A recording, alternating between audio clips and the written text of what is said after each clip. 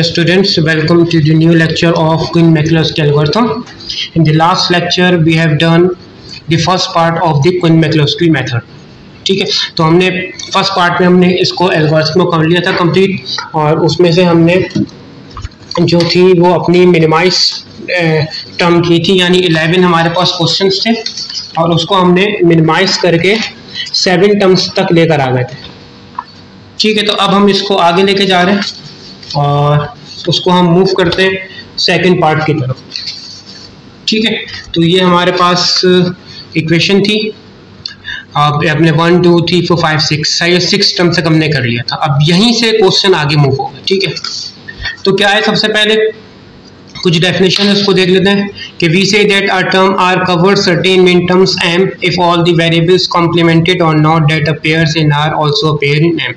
यानी अब हमने ऐसी टर्म्स को देखना है जो कवर करेगा, यानी ये एक अगर कोई टर्म है तो उसको कवर करे. कैसे? जैसे अगर ये y बार t है, ये कवर कर रहा है इसमें, क्योंकि इसमें y बार भी आ रहा है t भी आ रहा है. ठीक है, तो एक ऐसी टर्म होगी जो किसी भी मिन टर्म्स में आ रही होगी या उसको ये मिन टर्म्स को कवर कर रही होगी, तो हम वो टर्म्स हमने अब निकालनी है लास्ट जो हमने पार्ट किया था वहां से. The first step of the second part of Quinn-McCluskey consist on finding which min terms of the disjunctive normal form of f cover each of one of the prime implicants that appear in the simplified expression of f that we have already obtained in the first part. ठीक है, तो हमने क्या करना है कि मिन terms निकालनी है डिस्ट्रक्टिव नॉर्मल फॉर्म्स की जो कवर करेगी हर एक प्राइम इम्प्लीकेंट्स को. ठीक है, कैसे करेंगे उसको देखते हैं. जैसे हमारे पास है, हमें एक टेबल कंस्ट्रक्ट करना होगा. We construct a table such that every row correspond to prime implicant, that every column corresponds to a min term of destructive normal form of f. We mark cross, ये cross है, cross of all cells that correspond to a prime implicant row that cover min terms. अब ये 1 2 3 4 5 6 7 8 9 10 11 ये वो हैं जो हमारे questions की मिन टर्म्स थी. ठीक है, यानी क्वेश्चन की मिन टर्म्स का मतलब ये है कि ये फर्स्ट वाली कॉलम्स, ये 11 टर्म्स है, इसको आपने क्या करना है, एक रॉ में लिख देना है ये. ठीक है, सबसे पहले का. और फिर कॉलम में क्या आएंगे 1 2 3 4 5 6. ये 6 कौन सी मिन टर्म्स हैं, वो ये 6 मिन टर्म्स है जो आपने निकाली. 1 2 3 4 5 6. सही है, जो फर्स्ट पार्ट के लास्ट स्टेप में से मिन टर्म्स होती है, इनको कॉलम में लिखना है. और इस वाले जो हमारे पास थी क्वेश्चन की जो गिवन थी 11 मिन टर्म्स, उसको हमने रॉ में लिख देना. अब क्या करना है, सही है, कि इनको देखना है कि ये कवर किस तरह कर रहे हैं. अब देखना ये है जो कवर करेगा उसमें क्रॉस लगाना है.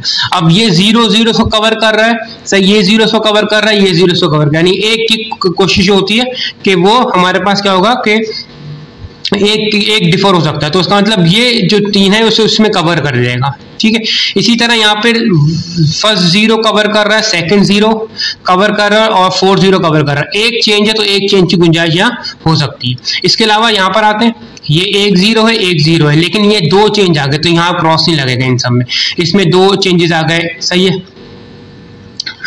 ठीक है, तो हमने क्या करना है, ऐसे नंबर्स को कवर करना है जिनकी ये पोजीशन सेम हो. अब जैसे आप कहेंगे कि ये भी तो चेंज हो रहा है लेकिन इसकी पोजीशन 1 है, सही, और यहाँ पे 0 है, यानी ये पोजीशन सेम होनी चाहिए, कवर पूरा कवर करना है, यानी फर्स्ट सेकंड और थर्ड पे 0 आना चाहिए.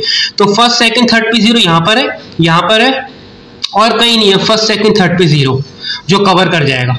ठीक है, वैसे बज़ाहिर देखा जाए तो ये एक डैश तो सेम है, लेकिन क्या कर रहे हैं, तो आपने कवरिंग करनी है. इसमें कवरिंग का मतलब है कि ये फर्स्ट सेकंड और फोर्थ पोजीशन पे 0 होगा तो कवर करेगा, तो वो इन दो पर ही है. नेक्स्ट पर आते हैं. अब फर्स्ट सेकंड थर्ड पे 0 होना चाहिए, तो फर्स्ट सेकंड थर्ड पे 0 इस पे लगा दिया. सही है, और कहाँ है, ये अब फर्स्ट सेकंड थर्ड पे 0 यहाँ लगा दी. एक चेंज हो सकता है, तो यहाँ भी चेंज है, यहाँ भी चेंज है.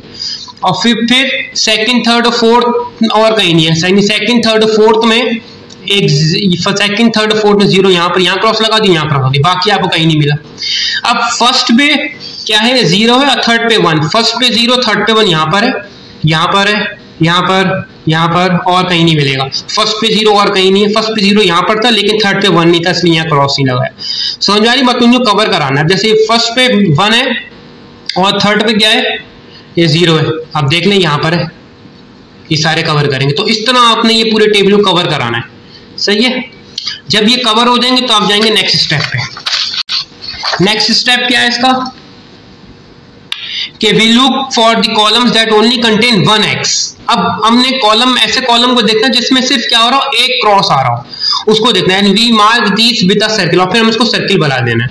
This mean that correspond min terms are covered by unique prime implicant, वो होंगे यूनिक प्राइम इम्प्लीकेंट्स हमारे पास, ठीक है, जो कवर कर रहे होंगे। These are the essential prime, उनको हम कहेंगे एसेंशियल प्राइम इम्प्लीकेंट, और उसको हम ईपीआई कहेंगे शॉर्ट में, ठीक है। मार्क अच्छे कलर तो है नहीं sir. They necessary have to appear in every minimal expression of F, because on the contrary they will be min terms that will not be covered। सही। अब हमने क्या करना है, जो एक कॉलम में सिंगल है वो कवर करना है। ये सिंगल था कॉलम ये सिंगल था कॉलम में, इसको कवर कर लिया, ये था और तो कोई है नहीं, तो ये आपका एसेंशियल प्राइम इम्प्लीकेंट होगा, ये वाले और ये वाले एसेंशियल प्राइम इम्प्लीकेंट। कैसे करेंगे, ठीक है, इनको हमने मार्क कर दिया, ये आगे पढ़ यहाँ पे देखते हैं इस वाले टेबल का, ठीक है। तो ये फाइनल हमारे पास टेबल है, तो ये हमारा कॉलम था, इसको हमने इसके करस्पॉन्डिंग क्या करते हैं, एसेंशियल प्राइम इम्प्लीकेंट, यानी ये मेरा पूरा एसेंशियल प्राइम इम्प्लीकेंट है, और एक ये बना था, और ये मेरा पूरा एसेंशियल प्राइम इम्प्लीकेंट है, ठीक है। इसके ऊपर जो बाकी होंगे वो क्या होंगे, non essential prime implicant, non essential, सही है। तो ये 1 2 3 4 5 6 में से जो 2 है एसेंशियल प्राइम इम्प्लीकेंट है, सही है, और बाकी जो 4 है वो क्या है, नॉन एसेंशियल प्राइम इम्प्लीकेंट। अब आपने क्या करना है, जब आपके पास एसेंशियल और नॉन एसेंशियल प्राइम इम्प्लीकेंट निकल कर आ गए, तो आपने क्या करनी है, मिनिमाइज क्या करनी है, सिंप्लीफाइड एक्सप्रेशन बनानी है। तो एक्सप्रेशन में ये दोनों तो लाजमी आएंगे, यानी 0 डैश 1 डैश और 1 डैश 0 डैश तो जरूर आएंगे, देखें 0 डैश 1 डैश और 1 डैश, यानी ये एसेंशियल प्राइम इम्प्लीकेंट्स तो लाजमी आप लिखेंगे, सही है। ये देखें यहाँ भी लिखा हुआ है, सब में होगा ये, जितने आप पॉसिबल इसके रिलेशन बना सकते हैं, ठीक है। बाकी जो 2 होंगे वो आपके नॉन एसेंशियल होंगे। अब जैसे इसने कौन सा लिया हुआ है, इसने लिया हुआ है 0 0 डैश 0 पहला वाला लिया हुआ है, और डैश 1 1 डैश लिया हुआ, ये लिया हुआ है, यानी ये बीच मारे तो एक ऊपर से ले ले, एक नीचे से। ये जरूरी नहीं है, आप क्या करें, आप इन 2 को लिखने के बाद एक फर्स्ट वाले लिख लें, फिर सेकंड वाले लिख सकते हैं, ठीक है। बस अब क्या किया है, इसने ब्लॉकिंग की हुई है, यानी ये जो 2 नॉन एसेंशियल है इसमें 1 डैश की गुंजाइश है, और बाकी जो है इसमें 2 की हैं, चाहिए, तो इनका एक ब्लॉक बना लिया। तो ब्लॉक वाइज करेंगे हम, ठीक है, जैसे हमने फर्स्ट पार्ट में किया था। तो क्या करेंगे, नॉन एसेंशियल का पहला लिया, इसका पहला लिया, ये रहा, ये non essential prime implicants, non essential prime implicants. फिर इनको क्या कर दिया, 0 का मतलब बाहर होता है, 1 का मतलब विदाउट बाउंड, डैश का मतलब वो मिसिंग है। ये आपने एक एक्सप्रेशन बना ली विद 1 2 3 4 वेरिएबल, ठीक है। इसके बाद फर्स्ट वाला ही लिया है, ये वाला ही लिया है, सही, और फिर सेकंड वाले के साथ कर दिया, यानी सेकंड ब्लॉक के सेकंड वाले के साथ, फिर फर्स्ट वाला ही लिया है, और फिर लास्ट वाले के साथ ले लिया, सही है, इस तरह लिया हुआ है।